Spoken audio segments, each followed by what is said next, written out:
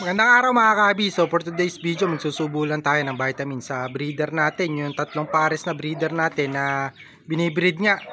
So pares-pares naman na. Yung tatlong pares nga. Bali 6 na kalapati yun. Pares na sila. So bibigyan lang natin ng vitamins ngayon. Papakita ko sa inyo yung vitamins natin. Tapos check na rin natin yung kondisyon ng mga breeder natin. Tsaka yung young bird natin na kakapisa nga lang. So ito pala kahabi yung dalawa natin na young bird. Ayan. So sana masanay. So anak to ng mga breeder natin. So hindi ko na babanggitin kung anong breeder natin ang may anak nito.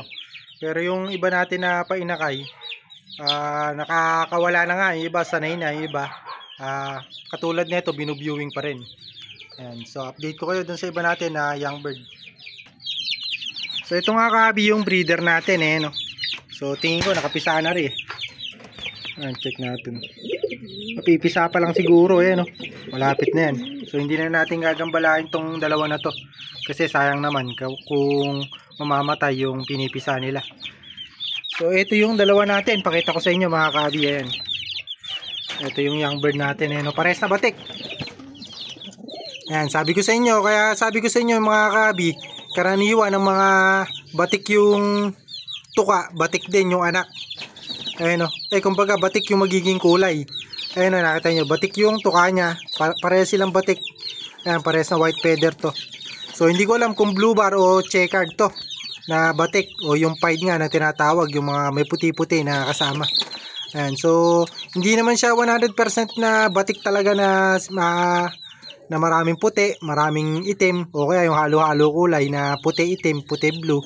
Ganun. So, hindi naman ganun mga kabi. Kumbaga may halo lang na kulay puti.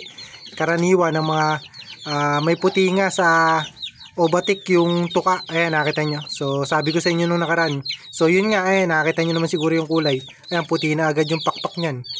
Ayan, puti yung likod ng kabila. Tapos yung pakpak din yan mga kabi, alam ko may puti rin pero check natin sa susunod na. So hindi na ngayon. At para hindi na rin ma-stress yung young bird natin. Ayan, future breeder natin to mga kabi. Ito mga kahabi yung isusubo natin na vitamin sa breeder natin. Ayan. Bali ito B12. So pwede kayong gumamit ng B-complex. May B-complex din tayo. Ibababa ko sa susunod. So nasa taas kasi ng bahay kaya hindi ko pa na isusubo. So sa susunod na video yun yung ibibigay natin yung B-complex. Papakita ko rin sa inyo kung anong brand. So ito nabibili to sa poultry supply yung B12, vitamin B12. Tapos ito calcium lactate. Ganun din nabibili sa poultry supply yung mga pangmanok.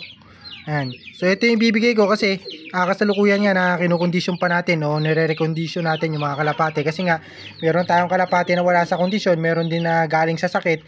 So kapag nagbibigay kayo ng vitamins nakakatulong nga sa kanila to para makondisyon o mapabilis nga yung kondisyon. So yung iba naman nasa kondisyon na pero syempre mas mainam pa rin kung meron tayong vitamins na binibigay para sa ganun maging healthy rin yung magiging anak nila o yung iitlogin nila at magiging inakay nila sa future mga kabi. Ayan. So kaya yung mga fancier talaga nagbibigay ng vitamins. Usually sa mga breeder, mas nagbibigay pa sila ng vitamins sa breeder kaysa sa mga flyer. So yung mga yung mga veteran fancier mga kabi talagang breeder pa lang. Kumbaga itlog pa lang kinokondisyon na nila yung kumbaga yung ganun bang sistema yung ginagawa nila. Ayan, so pakita ko na sa inyo yung mga kalapati natin, yung tatlong pares natin. At susubuan nga natin ng vitamins. So kunin muna natin yung 4. Ayan. So ito yung una natin na breeder. Ayan, so bibigyan natin ng vitamins itong dalawa. Wala pa silang tubig. So bibigyan din natin ng tubig. Pagkatapos nga natin bigyan nito, bibigyan natin sila ng tubig para makainom. Ayan. So bali fasting sila ngayon, isang beses nga lang sila kumain ngayon. At kinukondisyon pa natin. So sa pagpa-fasting mga kahabi, depende sa sistema nyo yan, sa pagbre-breed, sa pag-aalaga ng kalapate. So kung kailan nyo ipapasok, kung minsan isang araw nga silang hindi kumakain. Sa isang linggo, meron tayong isang araw na kumbaga diet sila. So ngayon, half day nga lang sila kumain. So isang beses lang sila kumain ngayong araw. Ayan. So medyo konti lang din yung binigay natin ngayon. So saktong-sakto kapag nagbigay tayo ng vitamins, ma-absorb nga nila yung vitamins na binigay natin. So ayan, pares naman na to mga kabi. Ayan, yung dalawa natin na yan. So bibigyan ko na. So tapos na nga natin bigyan ng vitamins yung ating dalawang kalapating. Susunod naman mga kabi. Ayan. So itong pagbibigay natin ng vitamins, kahit na twice o 3 beses sa isang linggo kayo magbigay. So ako, pag nagbigay ako ng vitamins, usually magkakasabay. Halimbawa, kung meron kayong multivitamins, pwede nyo rin isabay. Pero ako, ang binibigay ko lang, since medyo maganda na yung katawan nila, hindi ko na sila binibigyan ng multivitamins. Bali, ang binibigay ko na sa kanila, calcium nga mga kabi. Kasi yan, nakita nyo yung ibang kalapati natin na binunutan nga natin ng bagwis at saka yung mga buntot. Ito, katulad nito, medyo luma pa ibang tapos ito, patubo pa lang yung buntot nito. Ayan, yung checkered na, yung blue bar natin na to. So, galing din sa sakit to. Itong isa natin na to, galing sa sakit yan. So, dalawa silang blue bar na galing sa sakit. Yung isa ko nga sana na pinaparis dito. So, ito, healthy to mga kabi, yung choco natin na yan. Pero bibigyan din natin ng vitamins. So, sa pagbibigay ng vitamins, parehas nyo ang bibigyan. Kahit na ano pa yung kondisyon ng kalapate nyo. So, parehas yung bibigyan. So, kapag ka nasa kondisyon na yan, saktong-sakto. Kapag ka nagbibigay nga kayo ng vitamins, saktong-sakto, mag-iitlog yan mga kabi. At hindi naman mag-iitlog basta-basta yan pagka wala sa kondisyon yung kalapate nyo. So ito yung isang cause ng delay nga kapag nag-breed kayo, hindi nag-iitlog agad yung kalapate nyo kasi nga wala sa kondisyon. So tayo, habang ganito nga yung kondisyon ng kalapate natin, sakto pinagsasabay na natin yung pagbibigay ng vitamins habang nire-recondition nga sila. Ayan, so bibigyan na natin. Kukuha muna ulit tayo ng 4 na vitamins. So yun nga mga kabi, nabigyan na natin ng vitamins to. Ito yung dalawa na to. So nahipo ko nga tong blue bar na to. Kabilis ngang magpakondisyon nito dahil napakalaki na ng katawan. So yung mga buntot niya, patubo na nga, malapit na. Tapos yung pakpak niya, nakita niyo naman siguro, tumubo na. So kulang na lang sa haba. At popogi na ulit itong kalapati natin na to. So etong mga kabi, yung blue bar na to, bali ang tatay nito, ito yung sa kabila, yung papakita ko sa inyo. So nasubukan ko naman na ng vitamins tong dalawa na to. Ito na lang yung hindi ko pa nasusubuan. Ayan. So itong dalawa na to.